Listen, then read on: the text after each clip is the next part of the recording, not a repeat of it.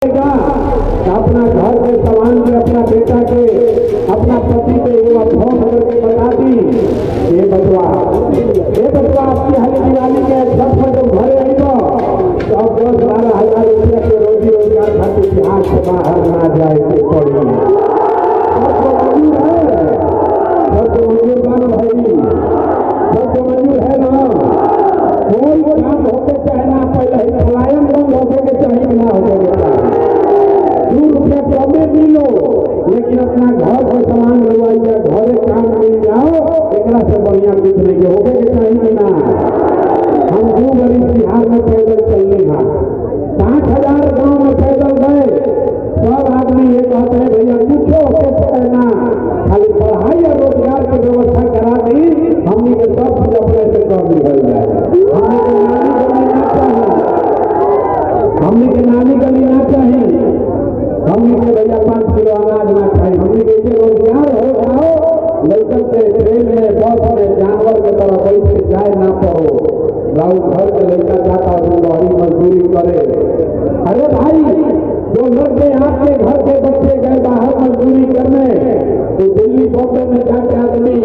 एगो छोटा छोटा कमरा में 4-5 लड़का रहता है, अपना पेट काटता है, दिन में गाली सुनाता, भट्टी जलावता, 10,000 रुपया खातिर काहे तू बचावा। ये तो बता के बाद कि 10-12 हजार के रोजी रोजगार बिहार में नहीं थे। रउआ हमरा के बताई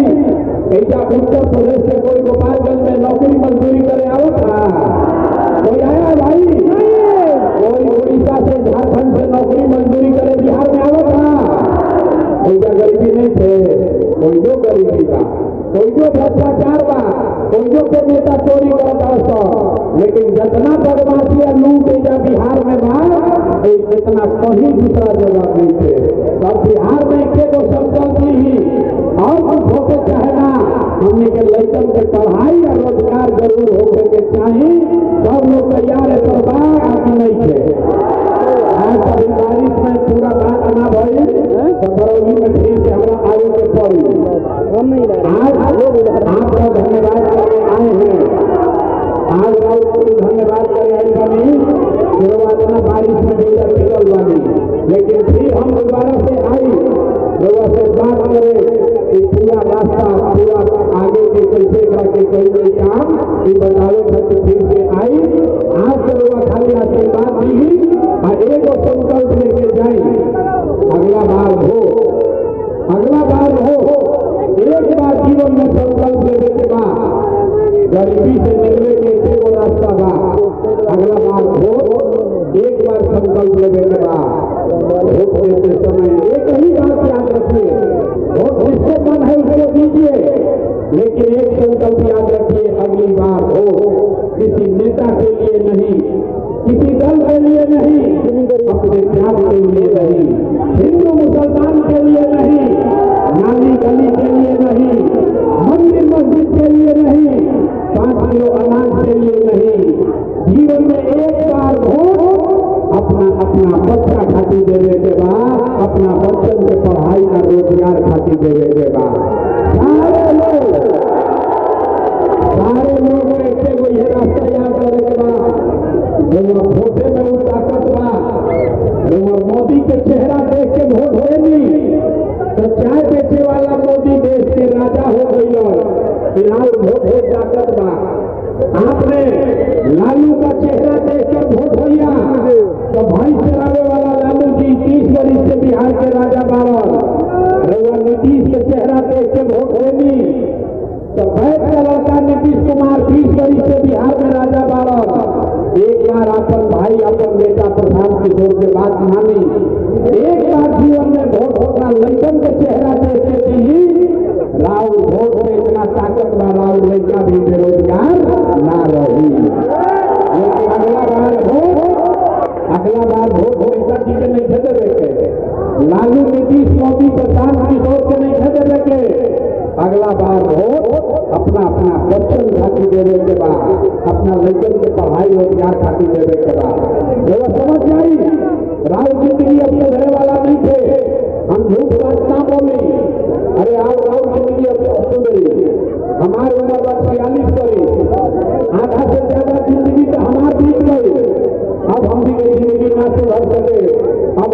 पढ़ लिख के डॉक्टर इंजीनियर ना बन सके, लेकिन अभी से भी वो अगर जाग जाई तो कम से कम राउर लड़का मजदूर ना बनी हसन, इस बात की गारंटी बा।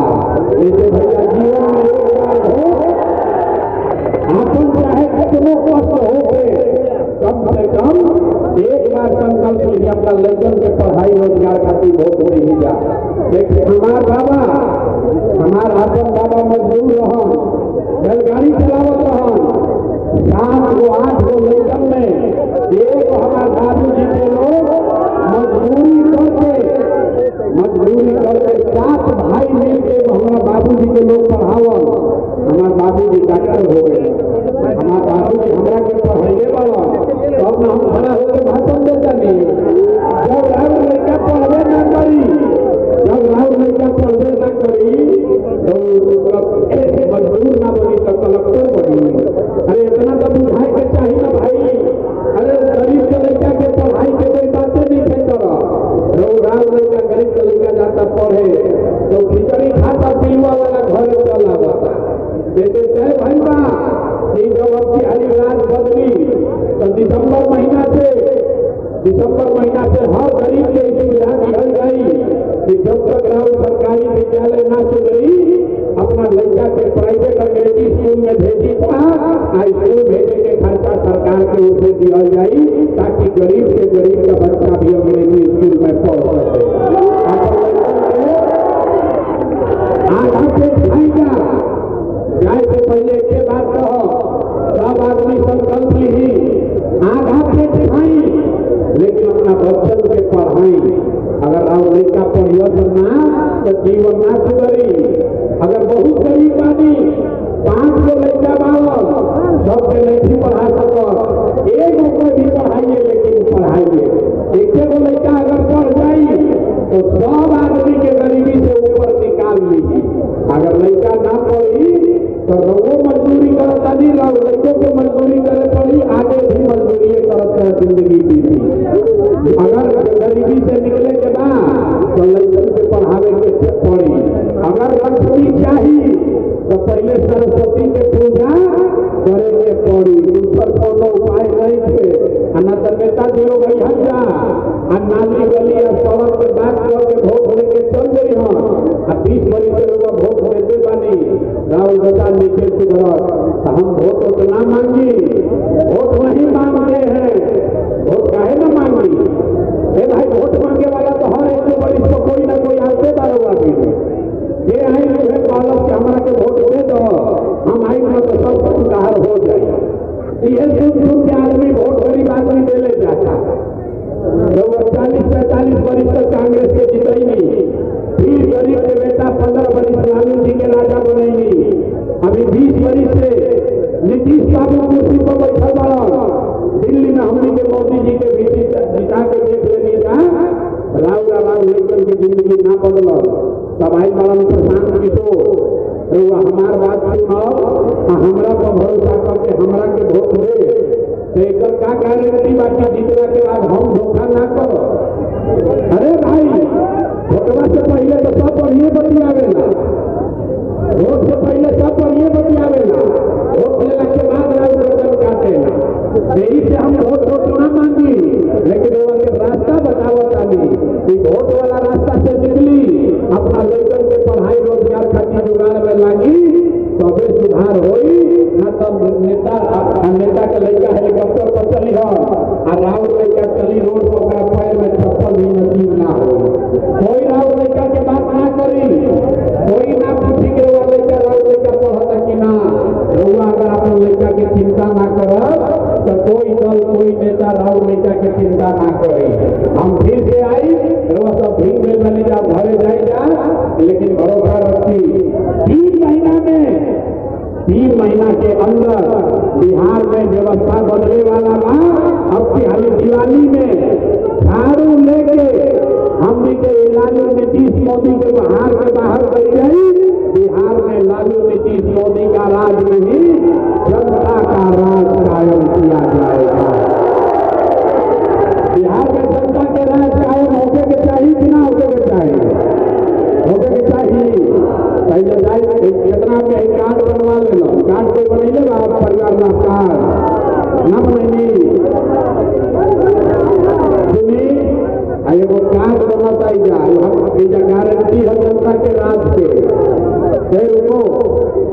विश्वविद्यालय बनाना भाई के ठिकान नहीं थे विश्वविद्यालय खातिर लड़ता सब आदमी एगो कार्ड ऐसा बनत था परिवार लाभ कार्ड ओकरा के बनवा ली तो हो अब पहली दिवाली छठ जब बन जाई जब जनता के राज बनी तरुआ कोनो कार्यालय ऑफिस में ना जाए पड़ी अफसर के यहाँ ना जाए पड़ी जेकरा भी जो कार्ड बा ओकरा कम से कम 20,000 रुपया तक के लाभ नौकरी रोजगार के व्यवस्था कर लगा के बनाओ तो कार्ड है कि कोई किसी के पास जैसे ऐसा बनाओ तो ऐसा बना ली ही ऐसा नहीं पता गाँव में बनी 1 रुपया ना लगी कार्ड बनवा ली कार्ड के माध्यम से ही हमारा जानकारी होगी कि रवा घर में कितना आदमी बहरी गई बा नौकरी मजदूरी करे कड़वे से हमारा पता चली लिख के लिहन जा फिर आप कितना लड़का बेरोजगार बाड़ो रवा घर में 60 वर्ष से ज्यादा उम्र के बाद अगर 2,000 रुपया मिले के चाहिए कार्ड बनवा लेने के बाद जैसे बैंक के ATM से बैंक के कार्ड कैसे बने जैसे बैंक रुको भाई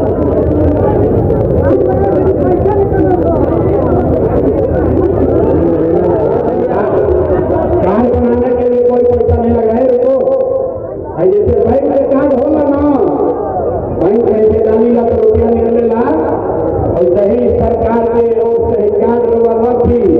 जब राज बनी तो कम से कम 20,000 रुपया के फायदा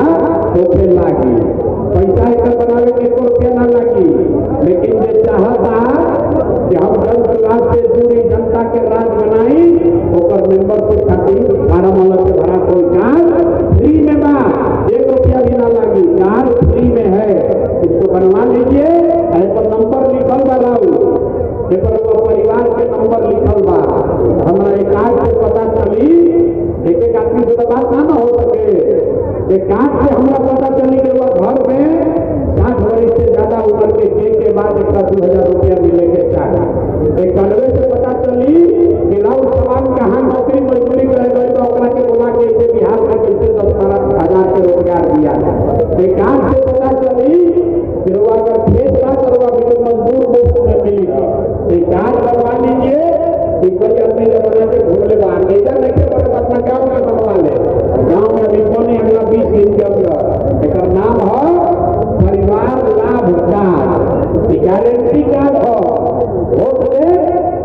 जनता के राज बनी तो जरा बिजली कार्ड हो 20,000 रुपया तक के लाभ मिलेगा गरीबी से निकले के सीधा सीधा उपाय बा लो भाई पैसा ऐसा बनी ऐसा बनवा ली ऐसा नहीं बनता गाँव में बनवा ले अब एक बार बनी जोर से बोलिए अब ऐसा भी इजाजत में हम भाई अगला दिन आज हम बताए बेटिया बगहा तो ये 30-35 गो लड़का उत्तराखंड में बारिश में सब आदमी बह गया मजदूरी कर रहा था सड़क बना रहा था वही में ऊपर से बादल फट गई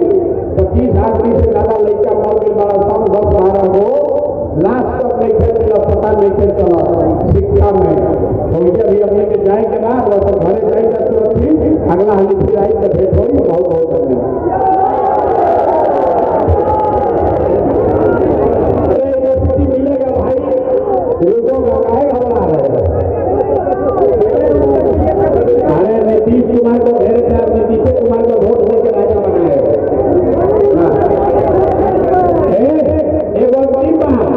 जितना भी जाए जरूरी रुकी नीचे करो बहुत आदमी नीतीश से वोट नहीं दे वोट देता मोदी के कहला को जितना आदमी मोदी के कहला को वोट देने बनी जा एगो खाली मंत्र सीख के जाए सब आदमी सोच के बताई कि वोट बिहार के तो फैक्ट्री कहाँ लगे के चाहिए बिहार में